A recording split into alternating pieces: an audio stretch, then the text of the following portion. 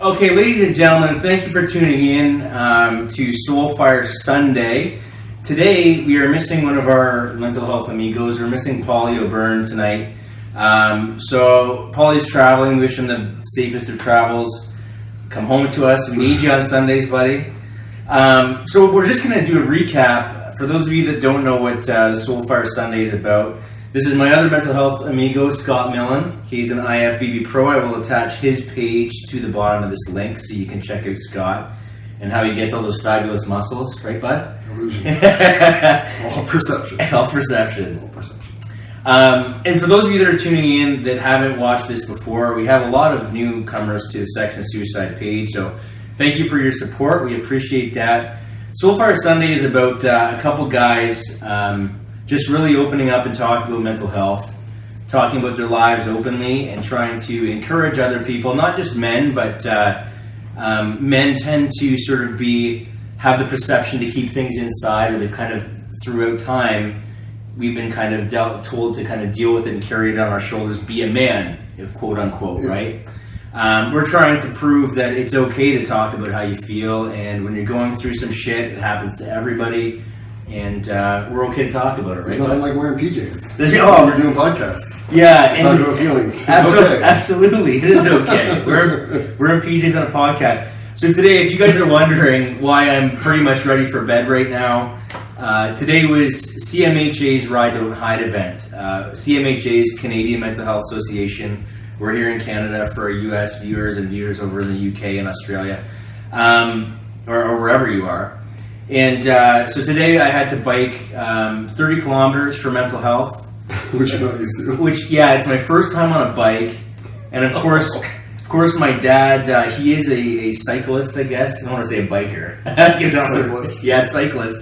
And he made me bike an extra 10 kilometers from their house to the race. So I'm fucking bagged right now, to be honest. So sore the next few days. Oh, I know, man. Dude, I haven't felt that fire in my quads for ever. Yeah, after the first 5 minutes, dude, this isn't gonna be good. You're gonna cramp tonight. Yeah, 100%. Yeah. So what Scott and I have been doing, and Paulie have been doing on Sundays, is we've been going through a cognitive behavioral therapy program. It's right here. It's from the Midwest Center. It's a Lucinda Bassett program. I'll also attach that link to the bottom of our podcast page. So Sunday nights at 7 are a good time to come in and tune in. We apologize we weren't with you last week. Last week was Father's Day.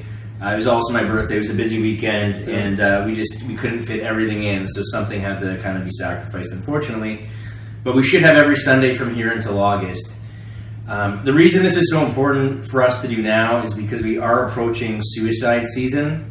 For those of you that don't know, in the summer, usually around August, sort of in that time period, August, September, when students start going back to school and kids start going back to school, it is the highest time of the year for people to die by suicide. See, that's totally people don't get forward to me. I always thought it was the Christmas, right? Yeah. Christmas, whatever, to the New Year's because of family and emotion. That's what I thought. I didn't know. That's the highest time for depression.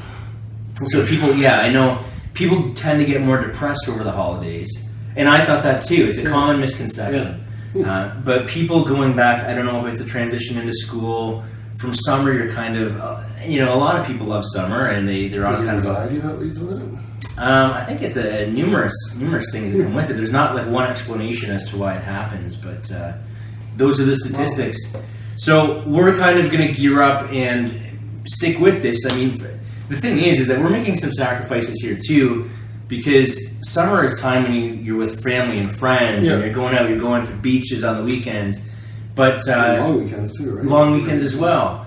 And it's important to us to just kind of get this information out there, because we don't want anyone that one person that takes their life in August, if we can prevent that and sacrifice some days of our summer, fuck man, I'm for it. Yeah. So I found just with the information we've been going over, it's more I've lost sight of what we're really doing it for. And just kind of diving in and all the lessons learned for myself, right? Right. Well, that's the thing too, because the more knowledge that you learn, the more you can pass on. So, with that being said, I think Scott and I are going to tonight we're going to kind of do a recap night of the first 6 sessions that we've gone through. and talk about our own lives and how we could have potentially used some of the stuff that is in here. And like I said, I mean, we're human. We haven't obviously been perfect with this, but we're trying. So we figure that we might as well go over some stuff, and hopefully you guys can kind of relate or tune in and gain something from it as I pass out. So the first session was anxiety and depression, symptoms, causes, and common fears. So in session 1, do you remember that session? A little bit. Do you remember sort of anything that struck you during that session that was like eye-opening? Because anxiety is fairly new to you, though, right? Yeah, it was. Yeah. I didn't realize. I think the correlation between like excitement and like your adrenaline rushing and like the nervousness. The nervousness can be kind of, I guess, thought as anxiety, right? You know? Right. And that how to utilize some anxiety as good. Mm-hmm. It's not all bad, and like I know there were 6 steps or 10 steps on how to like deal with it. Yeah. Those were effective. Those were the 6 steps to the putting an end to panic attacks. Oh, okay, the panic attack ones. Yeah, okay, yeah. So which was session number 2. So for anyone that, if you don't know what anxiety is, I mean, anxiety tends to be thought of as a feeling of uneasiness, of a feeling of impending doom, a feeling something bad's about to happen. So you could have butterflies in your stomach, be very nervous, have knots in your stomach. There's a whole pile of symptoms that could come with it. Tension in your neck, headaches. And I think that what Scott's kind of referring to is anxiety is the fight or flight response. It's basically a release of adrenaline and cortisone in your system because your body. I don't know if you're there going, right? Right. You just get stuck. Yeah. So it's giving you that feeling of you're either going to fight or you're going to run away, right? Or freeze. Fight or freeze. And so what Scott's talking about is when you get those feelings, a lot of the time people start to internalize, and I know I felt like it's not excitement either. I felt nervous and I felt kind of afraid. You do. It's all fear-based, right? More like that, and feeling sick to my stomach, and like right. just wanting to hide and isolate away from everybody. And what it's debilitating. Yeah, it can be, right? Yeah, really debilitating. You don't realize how bad it can get. No, it can get really bad for sure. To the point where you don't even want. Almost where you become out of touch with reality and what's going on with the logical world. Right. Right. Like so, your mind's like out over here and doing things to just get back to a safe zone. That's and the you kind can of hurt and like hurt and say things to people you love and not even know you're doing it. Right. Just to get to that safe place again. And that's exactly it. Those are the feelings of bewilderment where you just kind of get really spaced out. And if you're trying to run to a safe space, which we've learned in this program, there is no such thing as a safe person or a safe place. You are the only person that is your safe person. Yeah. And a lot of the time, these places that you're running from, whether it's a crowded shopping mall or a crowded bar, wherever, a lot of the times, if something happens to you there, you're much more safer around people than you are when you run from your room to be by yourself. Yeah. It's kind of like the animals that sometimes, you know how certain dogs, and I don't know how many other animals do this, but I remember when I had a dog that was sick at one point in time, she was embarrassed and she didn't want to be seen. Yeah. She'd go and she'd hide. Yeah. It's like they don't want you to see them die. Yeah, right? That's true. Yeah, so I mean, them vulnerable. Vulnerable. Maybe that's what it is. Yeah. Weakness, right? Weakness, sure. And I guess humans are the same. Maybe it's an animal instinct that we try to run for this safe place. But what Scott was saying, to get back to his original point, was when you start feeling these feelings of nervousness, if you start changing the way that you think about those and you start thinking of them as being excitement, it's actually the same thing. So when you're at, I don't know, here a big theme park is Canada's Wonderland close to us. It's by Toronto. Yeah. So when you're at Canada's Wonderland all day, you're feeling the exact same feelings in that theme park, but you're going in a ride on a roller coaster. Yeah. You know, you're excited. But you're about to drop down the hill. Exactly. But we feel them when you have anxiety or an anxiety disorder. You feel that just from getting out of bed in the morning, having to face the day.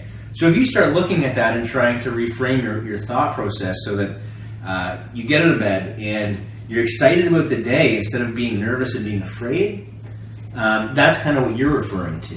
Yeah. And has that been working for you at all? Yeah, it's changing the perspective of your thinking, right? Yeah. Like also allowing to be okay with it. Like it's okay for me to have these feelings. What's real, what's not, what's logical, what's actual. You know. Yeah. Deciphering it, and then if you need a time out, then take some time, right? And then go back to what you're doing. Yeah, for sure. I think you make some really good points when you're talking about anxiety, and this being new to you. A lot of people don't know. Like, this gives you the tools to kind of figure out, oh yeah, I have felt that before. Because at the time, when you don't know, I didn't know what it was. Yeah, so you're probably it is a reason to be scared because at times you could feel like, hey man, maybe there's something wrong with me here. Maybe I have this, maybe I have that. Yeah. So if you're a hypochondriac, then you're going to get anxiety over everything, thinking you have everything. So anyway, and then the second part was 6 steps designed to put an end to panic attacks. So we went through the 6 steps. And panic attacks and anxiety are so similar. I had those two like sections or chapters where like everything kind of crossed over, and it was how do you decipher one to the other, right? Right. It's almost like anxiety will lead you into a panic attack, or one or the other, right? Like they're so close. Well, if you're getting stuck on the labeling of them, yeah, like panic attack can also be called an anxiety attack, right? It's just how acute is it? Right. Well, yeah, exactly. And it's just like, okay, are you hyperventilating? Are you getting sweaty palms? Are you starting to feel like you need to run? Mm-hmm. But I think that when you have anxiety, you're walking around during the day and you're having that sort of feeling in the pit of your stomach. You're not really listening to what people are saying. You're kind of looking for the nearest exit or the nearest washroom if you have, you know, if it makes your bladder upset, or if you have irritable bowel syndrome. There's a whole different. It depends on the person, but. Either way, like generalized anxiety and then extreme anxiety disorder too, right? There's extreme would be more panic attack disorder. There's many there's many different labels you can put on anxiety. So you can have, for example, social anxiety, generalized anxiety, and some of these can lead to clinical depression because anxiety can be depressing if you don't get a hold on it, right? It can actually put you. So there's however you get there, all that you really need to focus on is, okay, I'm feeling these things. How do I fix them? Yeah, exactly. So, the breathing techniques. Have you done any of the? Have you listened to relaxation? Yeah. Yeah. How did you find that? Really good. Yeah. Yeah, I definitely have to do more and more of it. Yeah. You can't learn it in one session. Yeah. No. Well, that's the thing with cognitive behavioral therapy. Good. We should say right now, like if you're just watching our videos, you're probably not going to walk away with a ton. You might learn something new, but when it comes to cognitive behavioral therapy, this is about repetitive. Repetition is key. So it took you however long you've been feeling anxiety. Like for me, I know it took me sort of 18 years to develop the anxiety that I had, and then I dealt with it for another 10. So really, by the time I was 28 years old, I had programmed myself to have all these bad habits, and that's what we're referring them to is bad habit negative thinking or bad habit running away from situations. Not dealing with situations. Right. Whatever the bad habits were, I have to now reprogram my mind and put in good habits and start to get addicted to the good stuff. Because really, it is an addictive behavior. We were addicted to the negative thinking the chaos. Yeah, sure. It's attention. It is. At some points, yeah, for sure, absolutely. What's healthy, what's not. So then we did session number 3, which was self-talk, the key to healthy self-esteem. So in session number 3, we talked about... That was weird. It does feel weird, right? We did that in rehab. I don't like to call it rehab. I like to call it self-liberation. Okay, self-liberation. Self-liberation. It's a little better. Yeah. But doing that was strange because, like, to say all these positive things about yourself, just like, who's listening for one? Right. You know? Yeah. It's not weird. Well, that's arrogant, right? I always. You don't like. I know you don't. But the thing about this was not to go to extremes. So if one day you're thinking like, oh, I fucking hate myself today, or beating yourself up, don't try to be like, oh no, I don't. I love myself. That's not going to work, right? You're not going to believe that. Just some positives. If you say something nice and be like, you know what, like I obviously didn't sleep well. I know sleep's a thing for you, right? So I obviously didn't. Something like that. When you get it, right? So sleep, obviously, it'd be okay. I didn't sleep well last night, so I'm feeling this way. You know, it's just the morning. I have the rest of the day. Maybe things will feel better. That's kind of the way you talk to yourself because you believe that. That's not anything that's like, oh, I'm going to be a fucking millionaire today, and you know, I'm Superman. You're not lying to yourself like that. You're trying to go from something that's negative and not true to something that's a little more believable. Yeah. Because really, the negative stuff most of the time, as we said, isn't true. No, it isn't. And the stuff you create in your mind, I mean, 9 times out of 10, that doesn't even play out the way that you think. And even in the anxiety part, like, you know, we think in our head what other people are portraying or seeing or saying about us. And 9 times out of 10, they're not saying any of that. No. We just think they are. No. And then we get ourselves in a tailspin over nothing. Absolutely. Right? And when you talk about panic attacks and anxiety attacks, when you start to feel those things, we often think that other people are watching and know what's going on. And then we're freaking out over that. Yeah, but they're too absorbed in whatever they're talking about that they don't notice half the time, most of the time. So I always get freaked out because of being so heavy, I sweat a lot. Right. So when we go through airports, like well, one, people are staring at me. Yeah. Right? And that irritated me and gave me anxiety. And then when I started sweating, it would compound. Yeah. And then I'd sweat more. And then, like, I'd always have to bring a towel with me, an extra shirt, Right. travel. It was embarrassing. So you had a few more extra steps than the average traveler had to deal with. So rightfully so. Yeah. So at times that's going to happen. No problem, man. So session 4, expectations, how to expect less and get more. Expectations was a big one for you. Yeah. Yeah. Yeah, learning to not expect anything. Yeah. Money. Right. Which is weird. It is, right? Because I don't know, just the way I was raised, and I don't know, maybe I was too protective growing up. Like, maybe. I just expected what I would hold myself accountable, like, to that level, right? Right. And you so I thought everybody else would, around me, would be at the same level or do what I do for them kind of thing. Right. And when they don't, then you get, like, so let down and pissed off and internalize it, and then, you know, instead of saying something, it'd be assertive, which is right. Sort of talking, which we were doing this week. We were going to do this week. Right? Like, that's a hard one. Like, these are all kind of intertwined when it comes to... It's neat how it's, when we look back over the last 6-7 weeks, it's all connected. Yeah, it is all connected. And you're right, like, it's all about repetition. And a lot of the things that you learn in one of these sessions, you can apply to pretty much any of them. They bounce back and forth. But I remember... and I know Scott's going to tell you guys sort of some of the stuff that he's dealt with. But if we go to expectations, there was a day that you came in here and you were upset and you had gone through some things, and then for those of you that don't know, Scott had been broken. You've been broken into, and that's a big one for you, right? Yeah. It's still weighing on you pretty heavy. You're robbed by friends, and you thought you had some. Well, you do have some people. I do have solid proof. You have solid proof, and the police. You expected the police to follow do through, due diligence and whatever, and you expect that, but they didn't do anything. So you're upset about that, right? Like, right, I was upset. Yeah, you're upset. You're angry. Handed with a silver platter case. Like, so how can we work through that to a point where it's like you're okay with it now? Because I know you said you kind of tried to let it go. Did you use any of the tools in here to try to let that go? Or is that still let it go? Yeah. But the anger part last week was a hard week for me. Yeah. Right? And like, do you want to skip forward to that one? We'll talk about it. I'll wait till the end. Okay. All right. Okay, we will. Well, we did a great week with you when you did the nutrition part. The nutrition part was awesome. Yeah, that's a huge thing. Yeah, absolutely. Junk in, junk out, right? Yeah. So, as much as you can eat. Yeah. Yeah. Rock stars or whatever. Yeah. No, it plays a huge role, right? Yeah. I don't think people realize that, right? Like, because it can make your anxiety and emotions like to be triggered so much worse, and like just how you feel by only eating once or twice a day, like eating every 3-4 hours, like keeps your blood sugars level. Yeah, and blood sugar is a big component, right? Huge, because you can mistake that for like a panic attack or being all messed up. Right, whether you drank too much caffeine or too many chocolate bars, your heart starts racing, shaky and jittery, and that can push you into those anxiety feelings where you don't know what's up, into a panic attack, and now you're back dealing with the steps, which you never would have had to deal with had you just had a proper diet. Yeah. Right?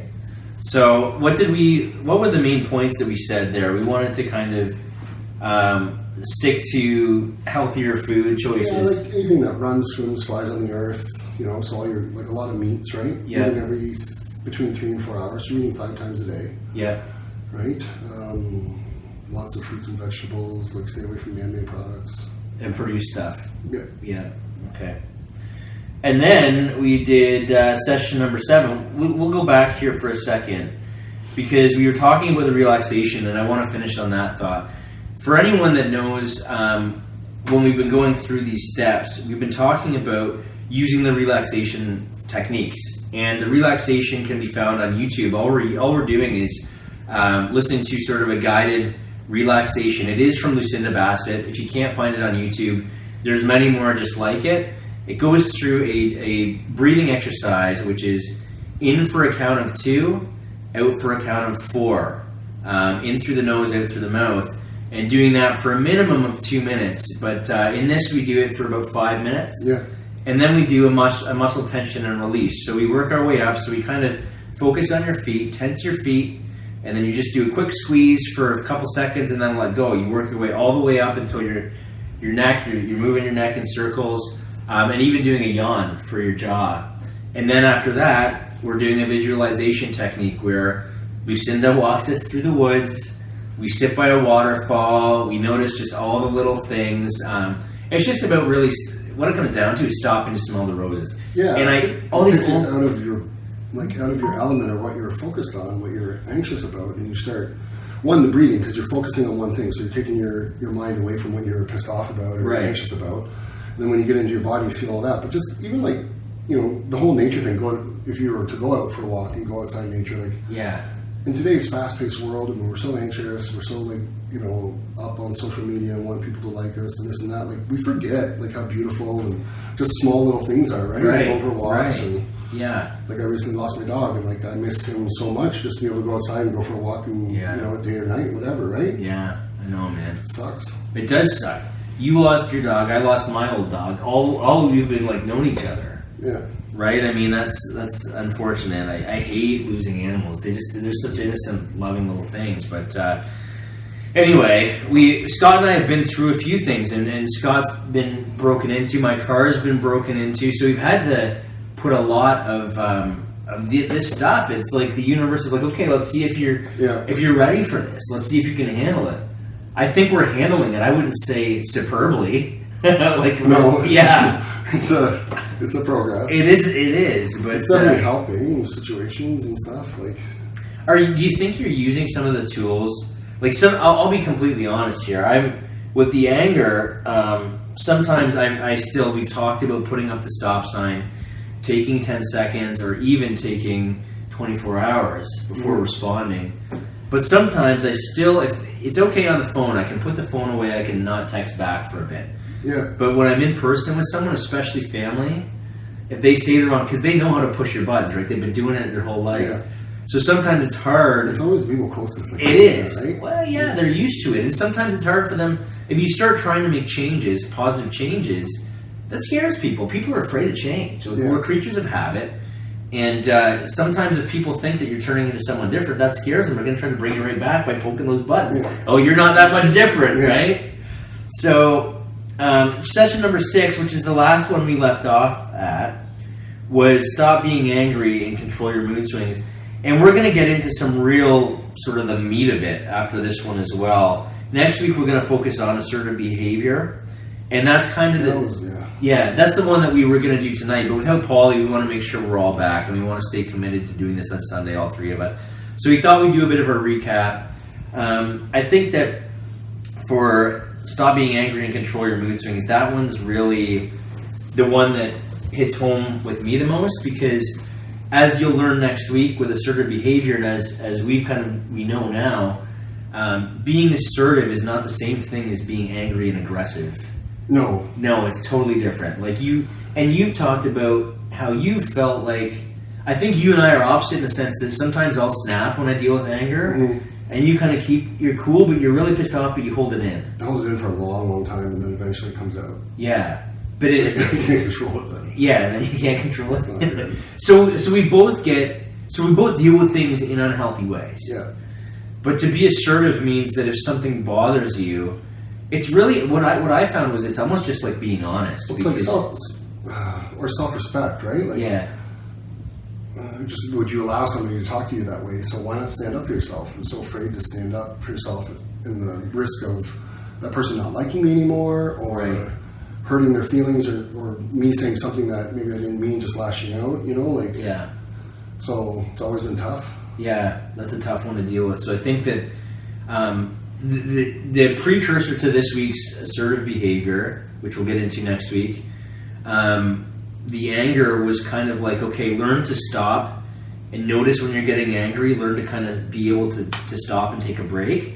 And then I think it's almost like taking the assertive behavior and replacing that. So now it's not now it's not a 24-hour break. We're just saying, how can I be more assertive about this and express how I feel without being overly aggressive, without telling someone that I'm going to punch his teeth out, right? Yeah. I mean, it's one of those things where I don't know just where practice, I think, right? Yeah, if it's all practice. That, if you've never been like allowed to express that or shown how to express it properly, it's hard to, you know. So you're stuck in that lashing out mentality of like high school. And, you hurt me, I'll hurt you back, kind of thing. The eye for an eye stuff, and that's still hard for me because at times you want to say like, oh yeah, karma will get them or whatever. It shouldn't be me that does it. But it's the ego that wants the last word. Right? But sometimes you just want to be like, for example, I'll tell people, like when I had my car broken into, which was literally just last week. Okay. Rollerblades stolen, the sunglasses stolen, and a gym bag stolen. The shitty thing was that these were gifts from my family for my birthday, so that made me feel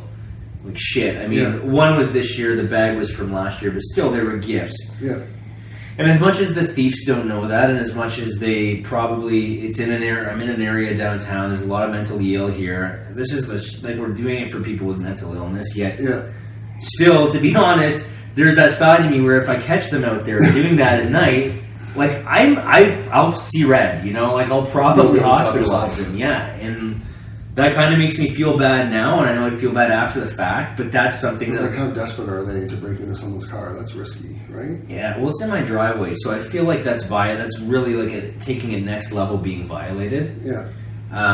So your home gets broken into. What's that? Wait till your home gets broken into. Oh, they won't want to break. I'll fucking kill them. Like that's something, and that's not the right response apparently, but I don't know. Like, well, that's what the police want you to do. Just deal with it yourself. Well, that's kind of the thing, though. Is it's like this is where I struggle. I do struggle because it's like we want to help those that are mentally unwell, and we want to help ourselves. We want everyone to kind of live this peacefully. Yeah, peacefully. But what do you do when somebody they're still on your property? That's still a threat. Like it's still, you almost have to go back to the primal instinct and the primal response, which is for me, take that person out. Yeah. Right? Like luckily, like if my daughter was here, it'd be over. Yeah. I'd be sitting out there with a baseball bat. But anyway, well, last year with last week with the anger and all that, I owe you an apology and Paulie an apology and I owe the viewers an apology because I wasn't really here. Like I was here, but I wasn't really engaged with the conversation because I was so consumed with anger and being like pissed off and resentful and all that kind of stuff for everything that's happened in the last year. Do you think it was like a buildup of all of this stuff? Well, it's just been going on and on for so long, and you know, I just want things to be set right. You know, I want the truth to come out. You know, wanting that revenge in a sense, right? Yeah. I was so consumed by that, and I didn't realize until we did that session, and then afterwards, when I, you know, kind of did some reflecting, that you know, all it's doing is I'm just hurting myself, right? Because like, I'm so stuck in wanting to get them back. I know. Take revenge on them that all I'm doing is like hurting myself. So, like everything kind of changed. Like I was able to finally let it go, and like you know, like you said, if I'm a huge believer in like the universe and all that kind of stuff, I'm a huge believer in the positives, and like when great things happen in my life, then I have to have the same with the negatives and realize that I just have to trust God and you know trust the universe to take care of the shitty people that rip me off, and like karma will get them. I know. And when I did that, it did change a lot. Like I felt like a cloud got lifted off. The depression kind of took left, and I was able to get back to who I was and like get back to things and just like leave it. You know what? Like whatever's going to happen is going to happen. Like right. You know what I mean? Yeah. So it was. The last couple of weeks have been great, like monumental for me. Good. Changing, so I feel like I can focus more on that. But I definitely wanted to apologize to the viewers and to you guys for not. Well, being present in the moment. Man, I appreciate your apology. I didn't notice, to be honest. Like I think that's where it goes back to you noticing things and us not. We're just trying to kind of. I have noticed things in my own head, right? Like I was thinking about it, you guys were talking away, and then when I saw the video afterwards, I was like, oh my god, like I wasn't like I was like this total separate entity. You know, I sit on the side just thinking. I could see myself thinking. Right. And I knew what I was thinking about, so. You know, there's just so much anger, so much fucking... Yeah. You know what, man? I'm happy. It's consuming me, like, big time, but it was just destroying me, the toxicity of it all. Yeah. Well, this is a huge step, so congratulations on that, buddy, because, like, it's not easy. This is what we're talking about. I mean, you just... Let go and let God, or let go and let God. Yeah, that's tough, man. And self-awareness, too. I mean, most people might not have, even if they weren't here, they wouldn't take the time to go back, view it, and be like, wow, you know, I need to work on that. Yeah. Like, this is what we're trying to teach everyone and teach ourselves, is just to kind of, all we can control is who we are and what we put out, really. Mm-hmm. So it's always going to be a work in progress. Every situation is different, and it's just about trying to utilize the tools that we're learning here and apply them to every situation as life gets kind of thrown at us, right? But definitely, like, that last week was really good, like the few things and the things that Paulie brings up, like NA and stuff like that, like, you know, the 5 and 5, you know, it doesn't matter if there's 5 minutes or 24 hours stuff. Yeah. That makes a difference. And then all the stuff we did on assertive behavior, now it's like, okay, now I got to practice it. I know. Right? I know. Which is the next step, which is, it scares the shit out of me, but I can see slowly. The benefit, right? Yeah. So, slowly, daily. And you've got a new job now, right? Yeah. So congratulations on that, buddy. Yeah. But every day, even when you're working in a workspace, because I've noticed this as well, there's going to be situations where you can look back and be like, you know what, I could have handled that differently. Because I get frustrated. I'm a bit of a perfectionist, and I like things done my way when I'm hands-on. And when people start moving things around on me, I get frustrated. But you have to share that space. It's like, look, everybody has their system. Just let it go. Yeah. They're trying to help, right? They're not trying to fuck with you. Even though that's how Everybody's got their own shit going on. That's what you got to do, right? Sometimes they lash out because they're in a fight with their significant other, or they just, I don't know, whatever, you know? But, or they're not present, right? No, like, they could be thinking about something from a month, 2 months ago. Yeah, the way that you were thinking last time, someone could be thinking like that every day. You catch people walking down the street just stuck in their head. Yeah. So... You never know. You never know what someone else is going through. So if you don't know what the hell we're talking about, you can go back and watch the podcasts. They're all on our Facebook page and our videos, but you can also find them edited down for time. So if you guys don't know what we're doing at the start of the video when we're in our phones, we're actually trying to share the Facebook link across multiple accounts so that we can reach more people and hopefully... more people can take some things away from this. But is there anything else you want to go through tonight, buddy? No, that was it. That was it? Yeah. Well, thanks, man. It takes a big man to apologize on camera, so good for you. And like I said, man, I don't think anyone really noticed it, but you're the one that's you're consumed with these emotions, and you're the one that's working through them. So good for you. I mean, even when I can tell, like the episodes that come in, and obviously there's ones where I can tell you're frustrated, like the one that I referenced earlier. I'm like, okay, he's frustrated, but you're also you're taking the time to go back, reflect, notice it, and try to make a positive change from it. Yeah. Good job, buddy. Thanks. You're welcome. So, anyway, guys, I think we're gonna keep it short tonight. You want to go to bed? Yeah, I had a great time today. It was a great day for mental health. Lots of people out riding. That's great. For Ride Don't Hide, in support of people with mental illness. Did you guys get rained on? A little bit on the way there. There's lots of puddles. I was muddy as hell by the time I got there, but I just kind of went with it. And, it was great. I mean, this is what I love. Cause, right? It's for a great cause, but sometimes people don't give... like you see people walking downtown sort of maybe talking to themselves, or you think this person's weird and you don't give them a chance, right? Yeah. But you're in this park. We had this one woman come up to us and she was asking us, are you guys going to be the leaders? Are you going to be the winners of the race? I want to stick with you guys. And I came in fourth last time. I'm going to come in first this time, right? And people like that are just so colorful, and they just kind of... People make them go, they're messed up or whatever. Like, that's the stigma. Right. But these people make the world a brighter place. Yeah. Because she's just going around talking to everyone, kind of putting smiles on people's faces. And if you're not open to that, like, this is what makes the world colorful. We don't all want to be the same. So... maybe that's her protection mechanism too, right? Some people are funny. Yeah. And that's their way of, like... Yeah, sure. Well, I mean, she was... To hide their insecurities, is they're the funny guy? Right. Or whatever? Well, hers was definitely... She was just outgoing, and she was there, and she wanted to win.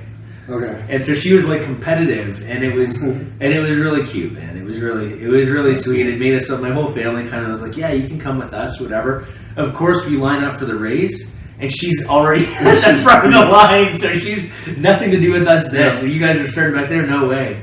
But there's people, there's good in everyone, and you give people a chance, because even these, I mean, that's not a mental, we talk about anxiety and depression, which is so prevalent nowadays. It's super prevalent, and it's also super, I don't want to say curable, but it's definitely treatable. Oh, yeah. And just to learn different behaviors. Right. And when we talk with this isn't just for, this is sort of who we are, so we can kind of work through and try to relate. But there are some people out there that deal with things I don't understand, but if you open your mind and you just kind of try to, like, just sort of try to step into their world for a minute, you might really have a great time. Yeah. Talking to these people and trying to figure out what their universe is like.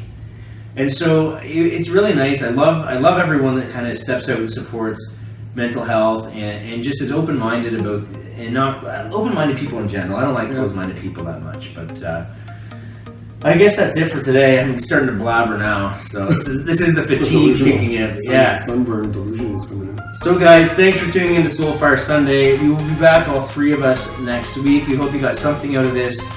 With Scott and I just reflecting, really. Next week it's going to be about assertive behavior. So from guys like, next week will be really good, and we'll have Paulie back with us, and we'll go from there, guys. I'm off to bed. Enjoy your Sunday evening, and we'll see you next week.